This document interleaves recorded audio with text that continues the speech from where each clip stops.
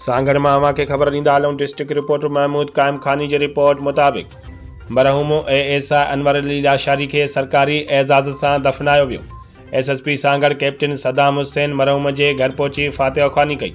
SSP Sanghar captain Saddam Hussain गुज़िरियल राति दिलि जो दौरो पवण सबबि फ़ौत थींदड़ assistant sub inspector Anwar Ali Lashari जे ॻोठु अनवर अली लाशारी नज़द चेक नंबर 9B में मरहूम जे घर भातियुनि सां मुलाक़ात कई ऐं संदसि रूह जे ईसाले सवाब लाइ फातिहा ख़्वानी पिणु कई ऐं मरहूम जे वारसनि सां दुख जो इज़हार कयो ऐं पुलिस महकमे जे तरफ़ां हर मुमकिन मदद जो यकीन ॾियारी।